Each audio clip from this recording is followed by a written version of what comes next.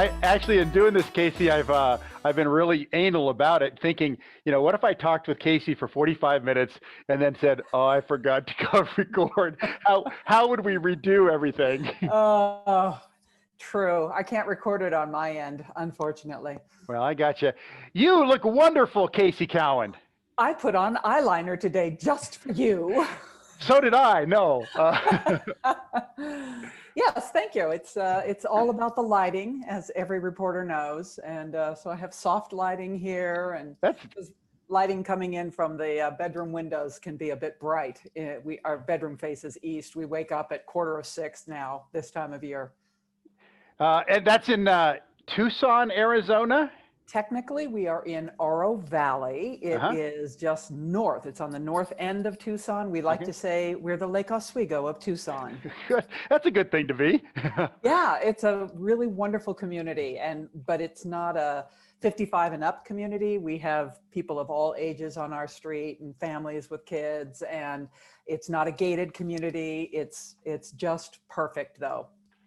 And I've learned through my adventures here on the podcast that Tucson is becoming a popular area for KGW retirees. Teresa Yeah. down there, Cheryl Hansen's down there. And Cindy Hansen from Kink Radio. Yes, yes. She's here too. She was Oh. the first one who moved down here with her new husband. And Glenn and I socialized with Kevin and Cindy quite a bit.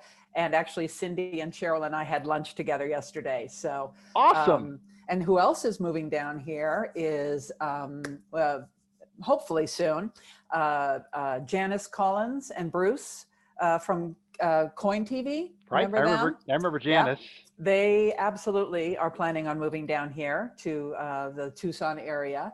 And Brooks Burford, he wants to move down here too. So, I know you've got a great place in Southern Oregon, but just saying, you can come down here and we're going to form a club. Yeah, well, we're Central Oregon Sisters.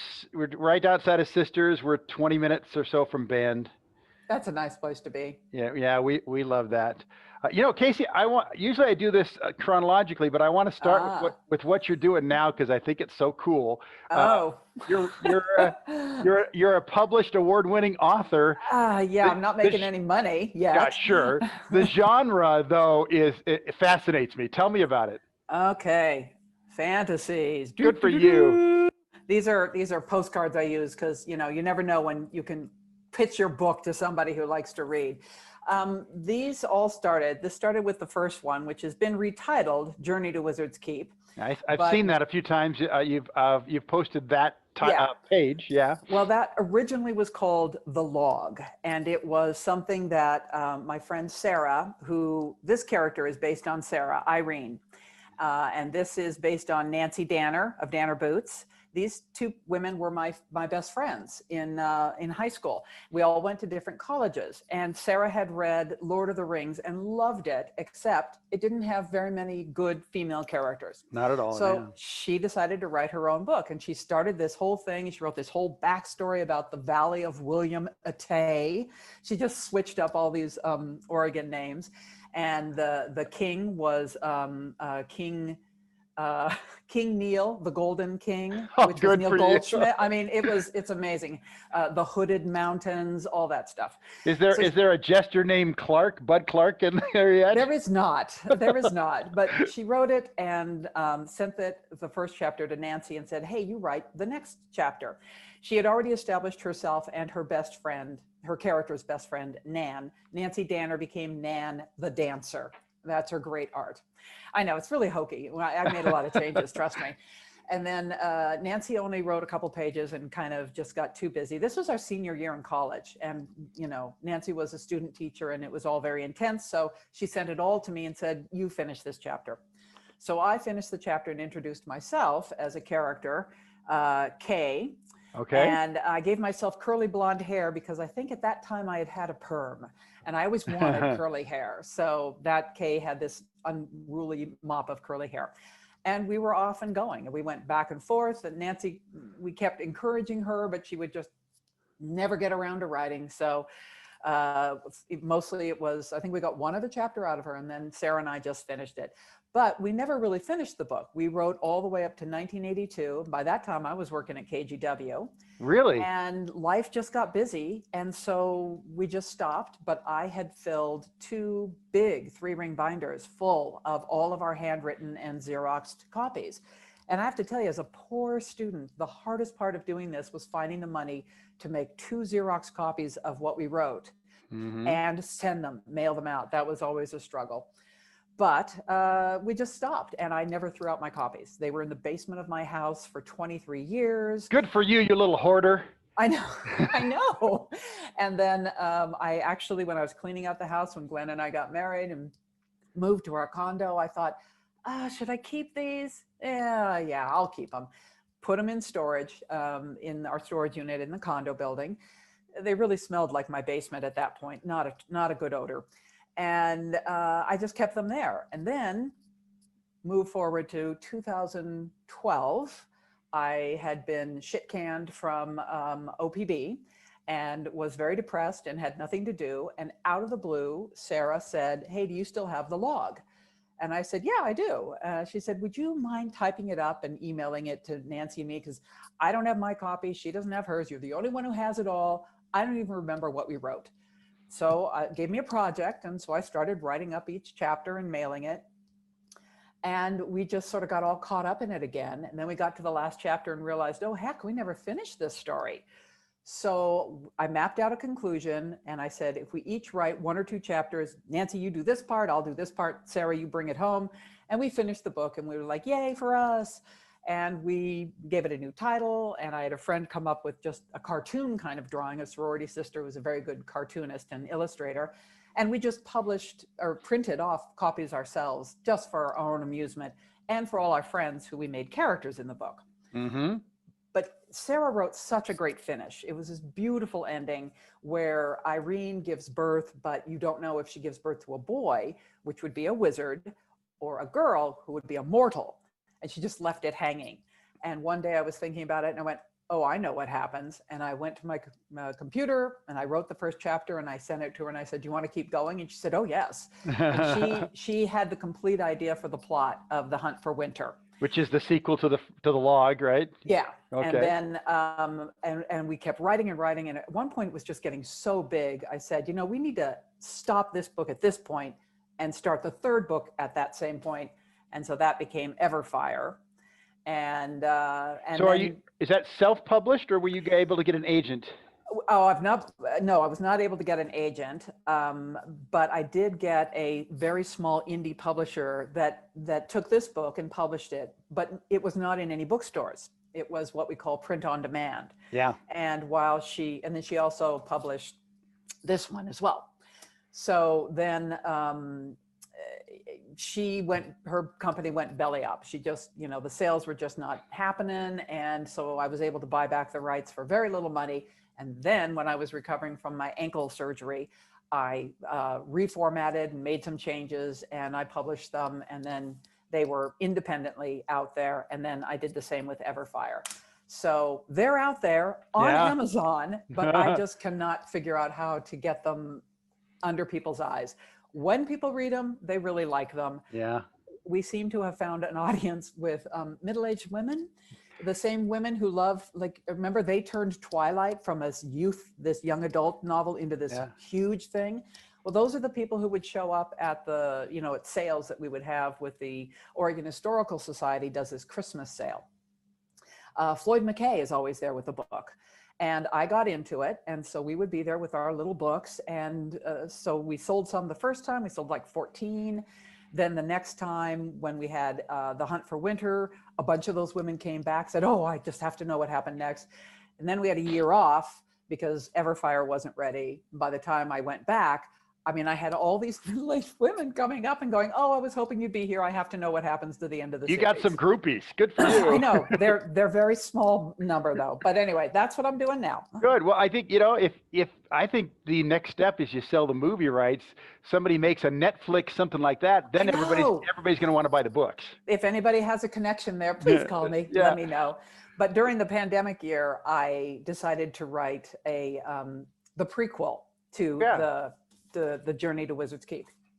And Sarah has just sort of dropped out. Her life has been too busy. So I wrote that one all by myself. And I finished it in fall of 2019 and started editing it, and then started to, pitch it to agents. And then during the pandemic year, I wrote the sequel to that, which is called Rekha's Story, who's the main character in the other book. So it's kept me sane to do all my writing, and I really love it. It's kind of funny you'd mentioned the where that, saved in your attic and stuff like that. Within the last half hour, I was in my attic, and the reason I was in my attic is because I just interviewed Larry Shoup, and Larry Shoup brought up a story that I had done with Milt Ritter that he really liked. And when that happens in these podcasts, I like to get them posted so people can see what we're talking about. And this one I thought was on a old DVD. No. Oh my gosh. So I go up my attic and I find this. So now I got to convert it to video so I can put it into Larry Shoup episode. Anyway, I'm up there. I find the manuscript for my book. You wrote a book? That's awesome. Yeah. Back in the early 90s, I had a laptop computer when they were, and I would write while the photographers and I were driving to stories, and I'd write at home. Wow. I'm impressed. I finished a book, and it was about a TV news reporter who got in trouble with the law. Mm. Yeah. And anyway, I got two agents to read it, but nobody to take it. So it's been sitting in my attic. Yeah, that's where I am on the Great Wizard's War, which is the book I wrote in the prequel series. And I just, you get so many no's. It's like, no, thank you, no, thank you, no, thank you. And then I got two agents to read the whole thing. And one of them really loved it, but she said, I am just swamped. I have too many clients right now, so I just can't take you on. Thanks for nothing. Yeah. And she said, oh, but I'm sure someone else will take it. And I'm going, well, who? Yeah. And then the other one who asked to read it, I just last week heard from her, and she was a pass. But I still think there's a reason for these books to be out there, and I still believe it's going to happen. Good. Well, and it's good for you, as you said. It keeps you sane. It has, you're writing, you're thinking, you're telling stories, and as long as you have the time and you can afford that in your life, that's a great thing to do. And don't you think that being a reporter makes you a really good writer in terms of, I don't have writer's block, because when I sit down in front of a keyboard, you have to write. None of us could ever go up to our producer at 5 o'clock and say, oh, the muse was not with me for that fire story. Perhaps I could have it for you tomorrow.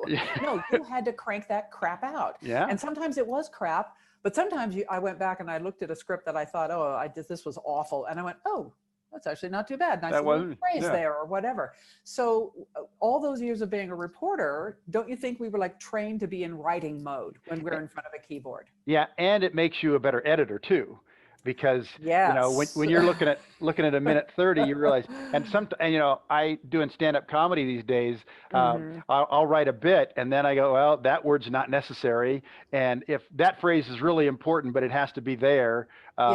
So I love being a writer. I mean, I know. I do too.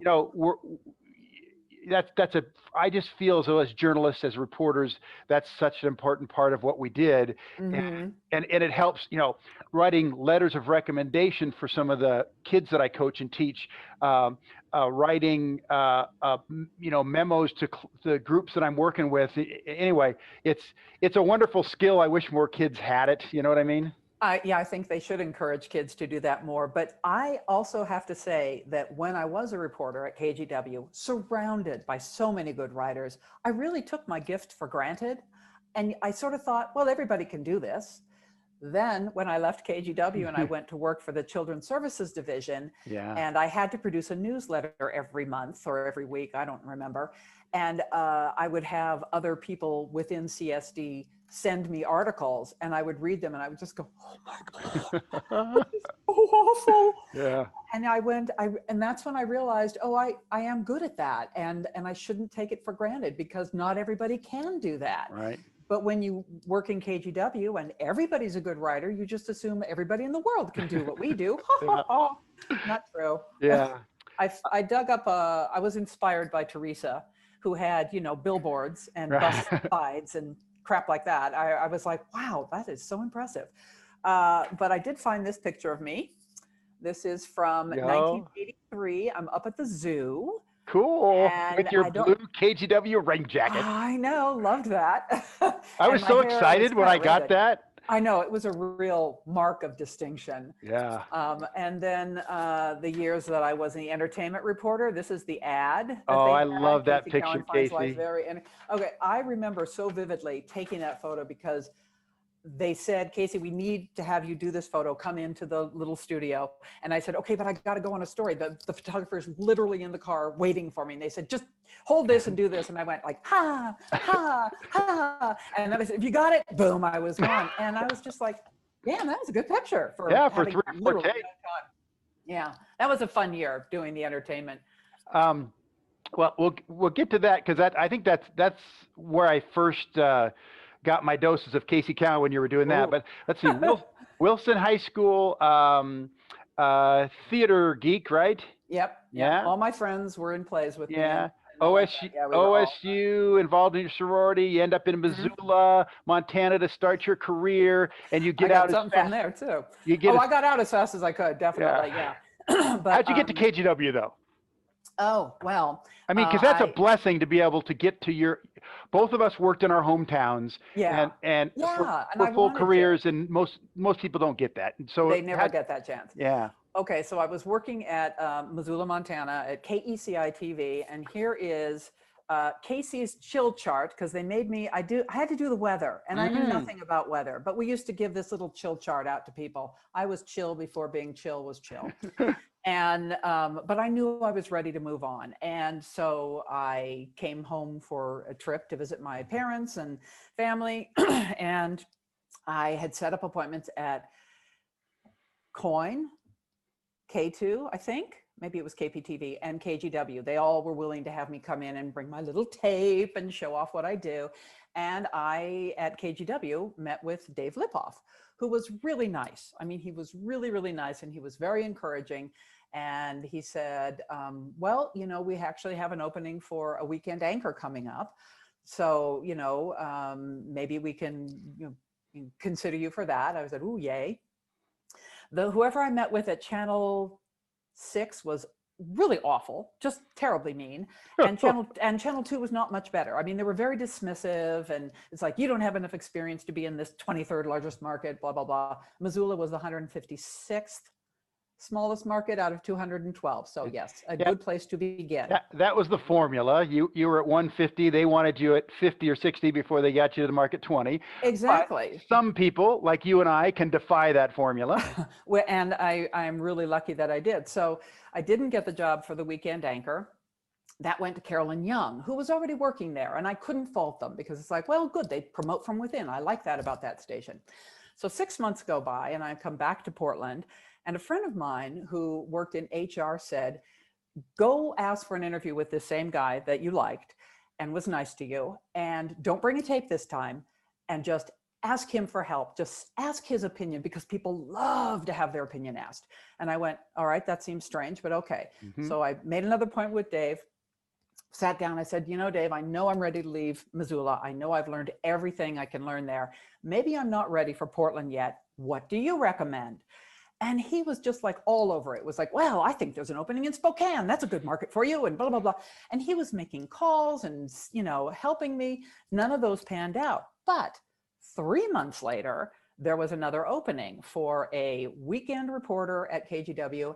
And then what they had called at that time, like a production assistant, somebody who would just help write copy 3 days a week. And I was top of mind. So he called me up, said, send me a new tape of new stuff. And I did. And then I got the job. So I went from earning $750 a month, big salary. This was 1981, to, I think my salary almost doubled. Yeah. And it's like, yay, union. So thank you for that. Yeah, I was hired as a reporter trainee out of my internship, I didn't have 2 years of experience, but in the union contract that position existed, and I made $15,000 my first year. What I remember about you is that they broke their unwritten rule about never hiring an intern for 6 months. That was a hard and fast rule they abided by, and they broke that rule for you. I remember Scott and whoever else was, who was the other guy who did sports when you were first there? Al Keck. Al Keck, dark hair, loved him. They both told me that they broke the rule. They managed to persuade them, no, we've got to have this guy. So yay. Well, it's nice that they did that, because that's launched your whole career, which you've had an amazing career. I talked to Scott about a month or so ago about just that. I said, well, you know, how the heck what did you do to get me hired? Because there were some experienced people that were lined up for that job in town. Partly I was probably cheap, and that trainee thing, that helped. Yeah. So what I like about that is that you took the job even knowing it wasn't a full-time reporter job, and you got in at the ground floor, and you did the nuts and bolts. And a lot of people do that. There are a lot of people that, a lot of our photographers, they started out as editors or live truck technicians, and they learned the skill, and they did that. And many reporters, started out as, working in promotions, or, Rhonda Shelby, bless her heart, I love her to death. She started out in promotions at K2. Really? And then they said, and she did public speaking on behalf of the company. And all of a sudden, we need somebody to do weather this weekend, and her, her career goes crazy. But I love the fact that, that you were, a writer for newscasts.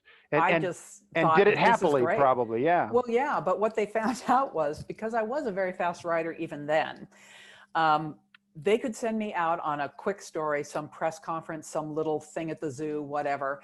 And I could get that story done, written and edited, and still do my other work. Right. And the way the union contract was in those days, anytime my face or my voice appeared on a story on air, they had to pay me at a higher rate. They had to pay me at the reporter rate. Mm-hmm. Otherwise, they paid me at this, production assistant rate.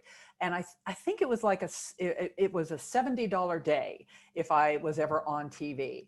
And so I started getting a lot of $70 days because of that. And then, thank God, Reagan fired the air traffic controllers, because that was my big break to become a full-time reporter. One of the things I had to do on Monday as a assignment editor, or excuse me, as the production assistant, was I came in at 7 o'clock rather than 8, which is when most of the reporters came in. So we knew the strike was going to happen. I had done 2 stories on it the weekend prior. And Monday I walk in and they say, Casey, get your gear. You're going out to the airport. You're going to do a live shot at noon. Okay. So they sent me out there, and I may have done a live shot during some morning break or something. I don't remember, but I did the noon live shot. And then they said, stay out there and produce something for the 5. And I went, okay. So I did. And then the next day they sent me out again. And like all week long, every day I was out there at the airport covering the lead story. Mm-hmm. And it never occurred to me that anybody would be upset that the rookie had the lead story.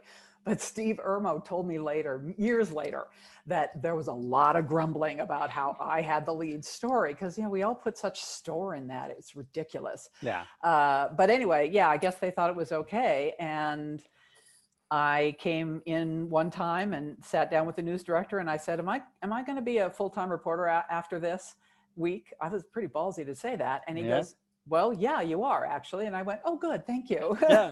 And that's how I became a full-time reporter. And then I got there as an intern in '82. You were there. I started in January of '83. And right after that, Paul Sands, the news director, who hired me, they went to that specialist and they had, and you were the entertainment reporter. Right. Pat Cruz came in to do the economy and consumer report. Yeah. And Lori Van Kirk did medical. Yes, God bless her. And I think you guys did 3 stories a week, but you were concentrated on whatever your thing was. And first of all, let me point out that they were banking in 1983 on 3 women. Wow. I hadn't considered that, but you're right. They were all women who got those parts. Yeah. And actually, I owe getting that job to John Hammerly. John, you remember how the newsroom was in the old days, where they had all the producers up front, and there was like that long, long desk. It went all the way across the front of the newsroom. Mm-hmm. Okay. So John Hammerly was doing a story about bagpipes, and he needed footage of bagpipes, like from a movie. And he could not think of anything, and everybody he asked couldn't. I don't know. I don't know any bagpipe movies. So he finally, in frustration, stood up on that desk and shouted, "What movie has bagpipes in it?" And I was in my cubicle. Remember, we had the high cubicles then. And I just popped right up and I said, "Gunga Din with Cary Grant or Wee Willie Winky with Shirley Temple." And he went, "Thanks," and jumped down. And well, Paul Sands witnessed that. And he told me later, that was why he picked me to be the entertainment person.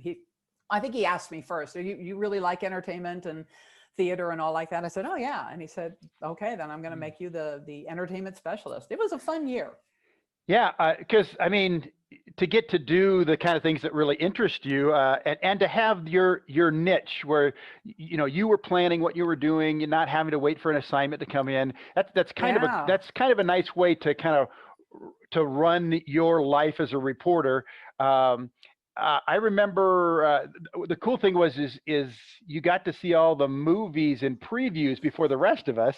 Yes, I did. And you would take your friends. You took me. Do you remember the movie you took me to see? I do. No. I do, Okay. Casey. It was Romancing the Stone with Kathleen Turner and Michael Douglas. And of course, all I ever think about that scene is when they both slide down the hill and he ends up with his face in her lap. I was probably very embarrassed to have you at that movie with me. But, Oh, but I think we both liked it. I think it was fun because I think part of I think on Fridays, didn't you review movies? You remember that. I think so. That was usually what I do if they were opening. Yeah. And if I had, now of course you would just be sent a screener probably or a code to view it on your computer screen. Yeah. But yeah, back in the days you used to go to these theaters. It was fun. That's the first Star Wars I got to go to was a screening. And I'll never forget, it's all dark and all of a sudden that big chord and the words are right there, that was so great. Yeah, I had a lot of fun with that, but Paul decided to kill it. And God, news directors really need to take classes in how to deal with giving bad news. So here's how he did it. You remember how every year we had to fill out these just obnoxious things on performance appraisals, right? Yeah. You had to judge yourself, and they kept coming up with new ways, rating yourself on a scale of 1 to 5, writing your whatever. So whichever one it was, we all had to do it. And it was my turn to go in and sit down with Paul. And I had really labored over this. I'd come up with a bunch of new ideas and segments and things I wanted to do for the entertainment thing. And I proudly hand it to him. He looks at it, he tosses it on the desk. He says, "Well, before we get started, we're killing the entertainment segment." No. Could you have told me that before I spent so much time on this? No. Yeah. So yeah, that was the end of that. But I think they did keep the medical and the I think the consumer thing for a while longer. In talking with Regan, who followed Paul Sands, I think that time at KGW, which was Larry Badger followed by Paul Sands, who wasn't there very long. Yeah, Larry hired me. They were just throwing darts to see what would work. They didn't really have a plan for things. And I liked the dart in the entertainment because I just thought it was a great way to bring out, local. You didn't just review movies. You did plays and theater and actors who were trying to make it big and bands. I mean, it was a good way to showcase the community. So I remember one director of a play who I later did theater with. He directed me in several plays. I just loved him.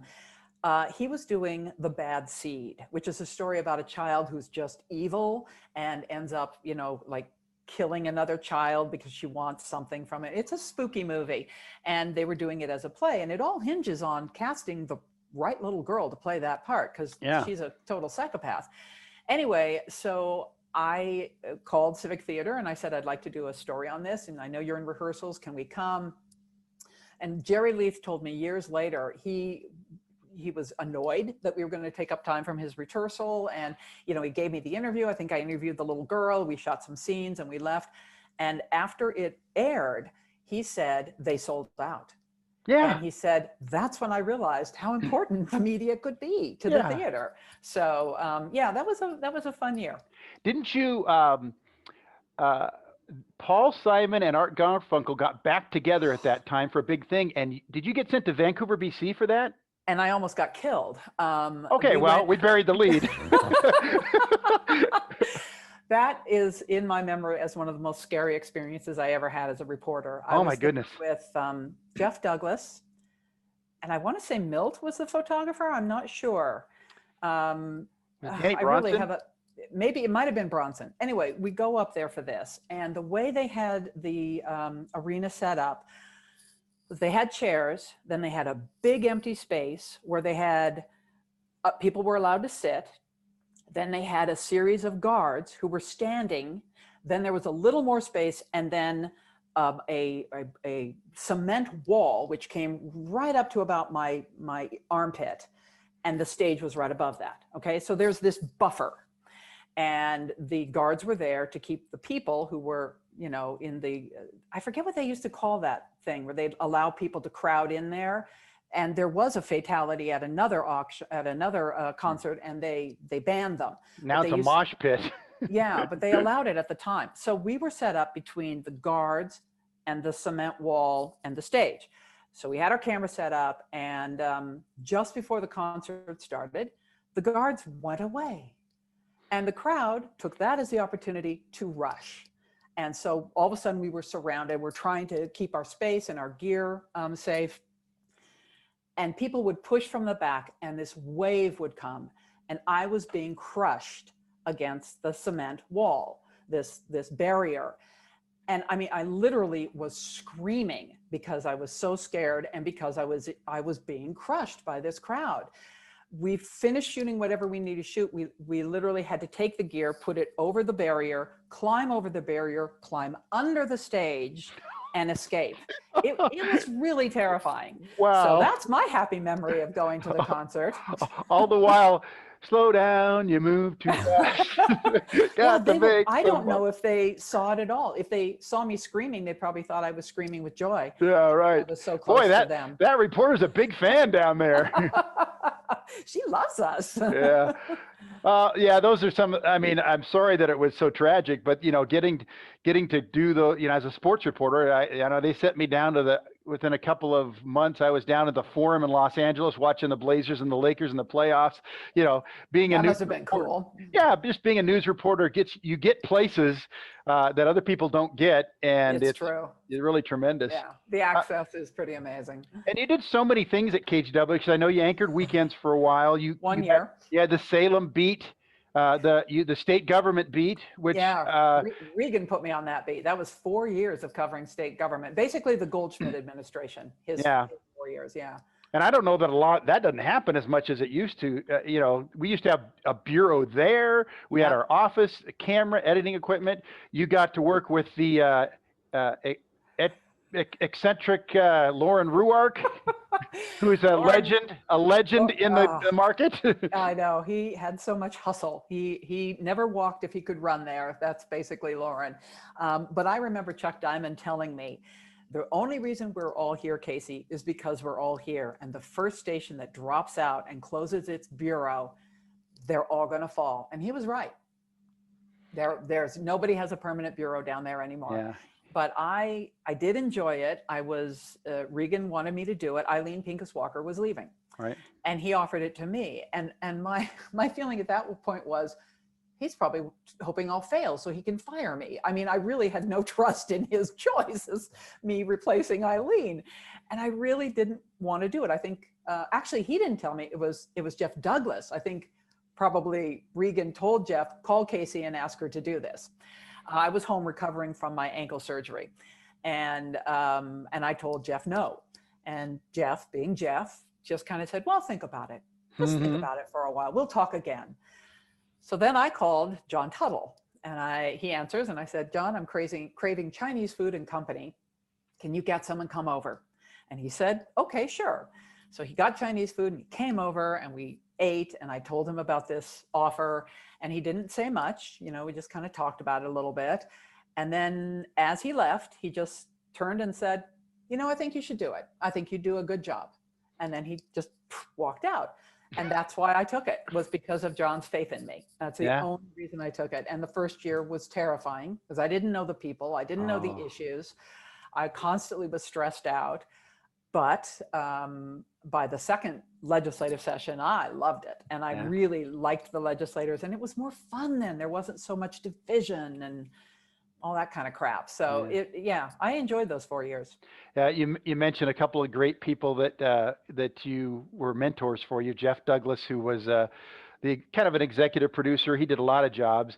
Also started Kink Radio. Right. I miss him. He was such a voice of reason for all of us. I mean, he was kind of like a father figure. Just because he was a little bit older than us. He was calm. He was realistic. He was very practical. A great buffer between management and the worker bees. Yeah. Miss him dearly. I do. And he handed me the best job I've ever had on a silver platter. I was working at KXL. And he brought you to OPB, right? For Artbeat, yeah. But it started out as he called me and said, let's meet for coffee. So I was like, okay. And he tells me he wants to start this show, and we kicked around ideas, and he knew I was interested in the arts. So I thought, well, that was it. He just wants my input. So I gave it to him. And then he said, well, I'll let you know if this thing happens. And so he got enough funding to do the first 10 shows of pilot season. And he said, do you want to anchor it? We'll work around your schedule at KXL. And I was working the early shift, so I was always done by 10 o'clock in the morning. Then I would go up, just right up the street, up Macadam to OPB, and I would tape the show. And then it had such a phenomenal reaction. People just loved it that they got funding for 2 years. And they offered me the job to be a producer of stories and the host. And even though he said, I can't promise you more than 2 years, I was there for 10 years. So, and it was so much fun. I got to travel, worked with great people. A lot of great KGW people were there as well, Milt. Yeah. And it was just a wonderful, wonderful job. Got to travel the state and meet all these artists. And I'm really grateful to him. You should be proud of that, Casey. It was a very strong staple of entertainment and arts in our area, and and on a very respectable place for it to be. You weren't going to have the greatest ratings and the greatest advertising revenue, but that's okay. That's what OPB is for.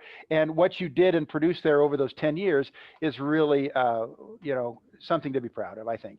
I won a regional Emmy and one of those other awards. I can't remember. You need to get your regional Emmy right behind you. I know, but I have one of the baby Emmys where they had the square base, not the round base, and it doesn't look as good. I want one like yours. I'm seriously thinking, if I called them and it said, oh, my Emmy was destroyed in a tragic house fire, can I buy a new one? And then I'd get one on the new base. I might try that. And then you mentioned John Tuttle, and I know in preparing for this and reading some of the stuff you sent me, I didn't know that you and John were as close as you were. And I wish I was closer to John, because I respected and loved his work so much. And I just didn't have a chance to get to know him because I was in sports, and he left fairly soon after I got there. He went to OPB, and then of course he died. He did a couple of years as the commentator, after Floyd McKay left, which I thought initially that's not the best place for John. He's not writing to pictures and telling stories, but he had such a great perspective on Oregon that it was, I always looked forward to what he had to say, even though I didn't understand it for the most part. And I don't remember which news director was. I think it was Bobo Wenstrand. He decided we weren't going to have a commentator anymore, and he literally called John in and said, well, we're killing the commentator thing, but I hear you're a pretty good feature reporter. Why don't you put together a reel to me with your work? So insulting. And that's when John said, I need to get out of here now. So he told me, he said, well, I'm looking for anything that pays more than a paper route. And then of course he landed doing documentaries, award-winning documentaries. I miss him very, very much. Yeah, we all do. It's funny that that's the news director that allowed me to leave sports and get to news. Oh, okay. That's cool. He did one thing right. Well, I mean, he had some perspective there because it extended my career 20 some years. I wasn't going to last where I was doing sports. And I know that there were a lot of flaws under that administration. but ups and downs. Oh yeah, I mean, there was probably some news directors that other people just thought were dreadful who were great to me. Everybody has their own personal experience. Yeah. So I got to tell you about the union, in case you forget to ask me about this. This is such a great story. Well, you mentioned earlier on, KGW was a union shop, yes. and we had a contract that paid a certain amount of money, and the way we were treated. I think for a while, K2 was not, or one or the other, but eventually, I think KGW might still be the only union shop for reporters. Yeah, and so for a while, Larry Shoup and I were co-union presidents, co-shop presidents, because nobody wanted to take it all on, but we thought between the two of us, we would, have enough brain power to manage to do it. And so it fell to us to negotiate the new contract. And for some reason, KGW was being really awful. They came in with an offer of 0% raise. Yeah. We were asking for 6, hoping to settle for 2.5 or 3. And at that time, I think, 3% was the cost of living. So we had to have these repeated meetings with management team to do this. And Larry, he is sensible, logical, very matter of fact. And that's how he approached our negotiations. He would have the cost of living is this, and a such and such raise would put us in line with other stations of a similar market. So, I mean, he had it all laid out. And I was mostly the supportive, yes, right, that kind of thing. But they kept coming back with nothing.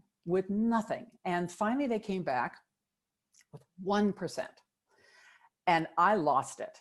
I burst into tears and I said, are you telling me that that's all these people are worth to you? These people who work nights and weekends and every holiday, that's all they're worth to you?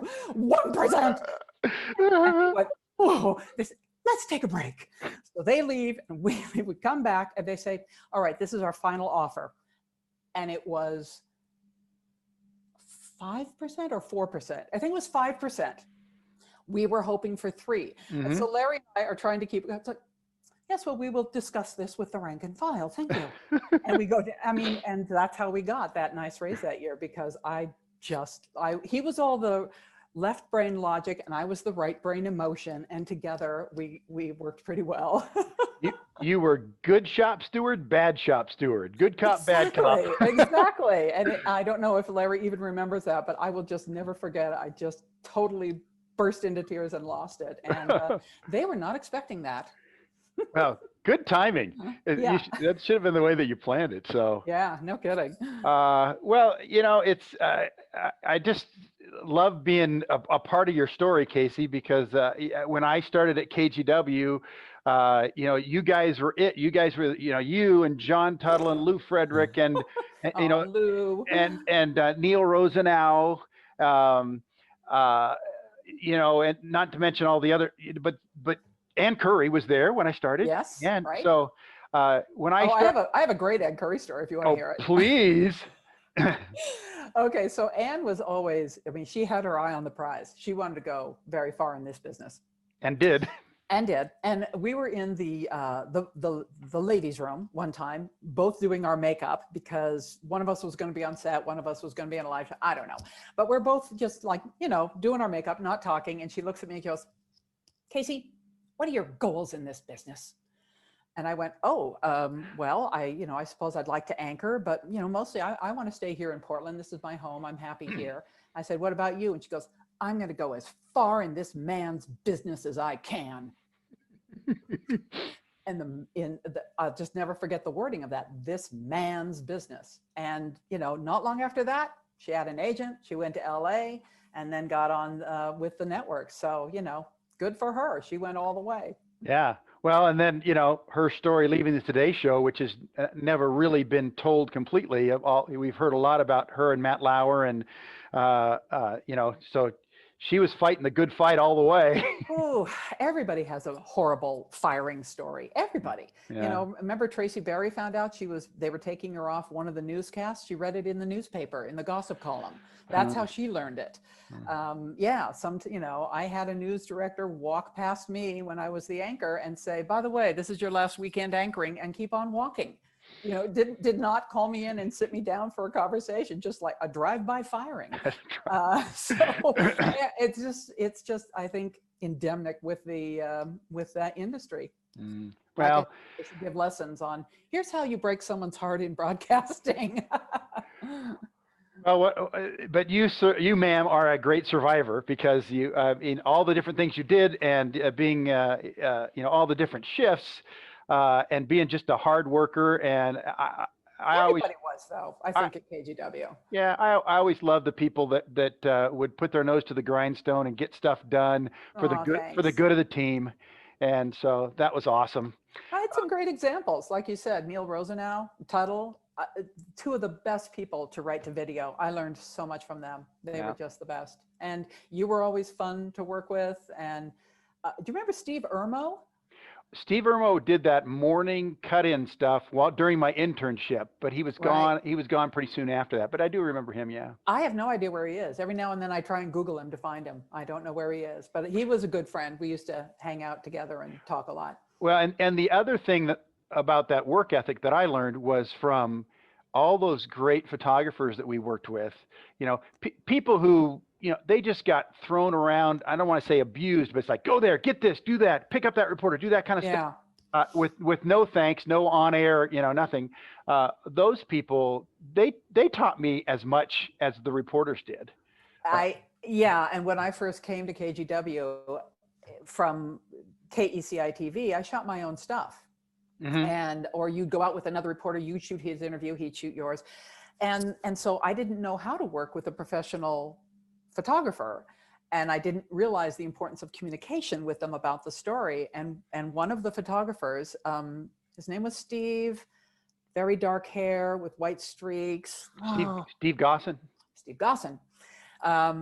He just took me to task one day, ripped me a new one.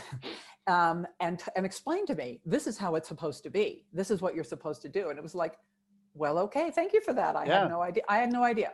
So so maybe the method of his teaching was not good, but. Wait, I'll tell this story. Kevin Phelps taught me an invaluable lesson. Because I would work with the guys and we'd talk and I thought I was pretty good about communicating ideas with stories and that kind of stuff. But I got to a story, said, hi, I'm Carl Click. I'm, and let's start shooting our story. And when we were all done, Kevin said, you should introduce me. Because, I'm part of this too. And we're working on this as a team. And I was, I'm young. I'm just new. And I went, hell yeah. What the hell am I thinking? Yeah. And I had to learn that lesson. The fact that Kevin felt comfortable doing that, instead of just going back to newsrooms on, see that asshole kid did? He taught me a huge lesson that I never forgot. And hopefully every other photographer I worked with for the rest of my career felt better about working with me because, hi, I'm Carl Click. This is Kevin Phelps. We're going to work on this, blah, blah, blah, blah, blah. It was a great lesson. One of many that I learned from people that I worked with. So one of my favorite photogs to work with was Dan Bronson. Danny. And I still remember the very first story we ever shot together because I came back and I looked at the tape and I went, my God, this man has an eye. It was a story about a man who was trying to restore some boat. It had some historic importance. And this big rainstorm, whatever, it was half submerged. And he was just heartbroken. It was like in his 80s. And how was he going to fix it and blah, blah, blah. So they sent us out to do this story. And basically we have the guy to talk to and we have a boat that ain't doing anything but being stuck in the water. And I thought, okay, well, this isn't going to be really wonderful visual. And I came back and I looked at the tape and I just said, oh my gosh, this is fabulous. These are gorgeous pictures. Danny really has an eye. Mm-hmm. So I started requesting Danny quite a lot. And we did our series on would-be actors who were trying to make it in New York. We went to New York together and did a lot of other fun stuff. He was great to work with.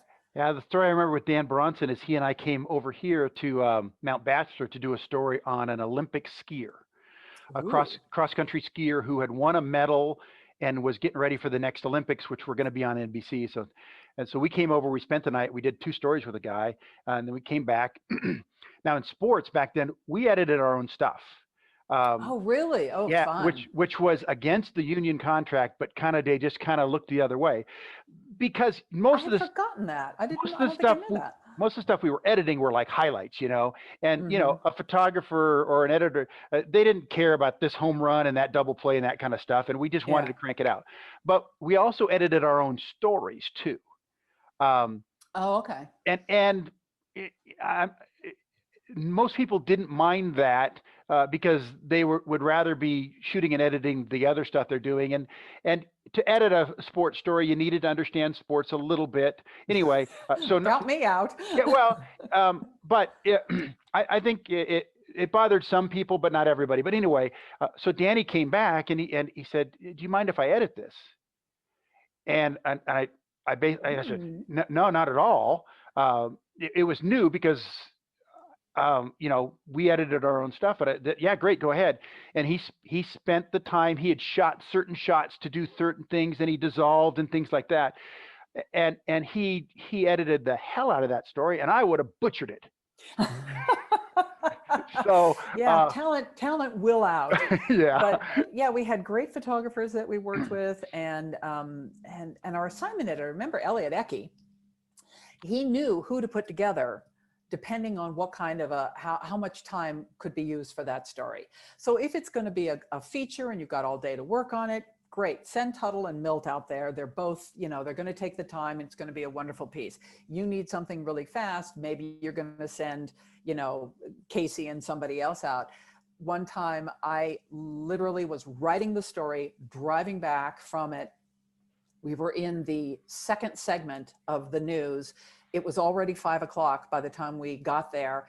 And I just went in and recorded it. And I told him, give me 15 seconds of this and 5 seconds of this and the soundbite. I hadn't even typed it up yet. I typed the intro and sent it, and the editor, and we got it on the air. We did not miss our slot. So in fact, I only missed my slot one time. Did I ever not hit my designated slot in a news rundown?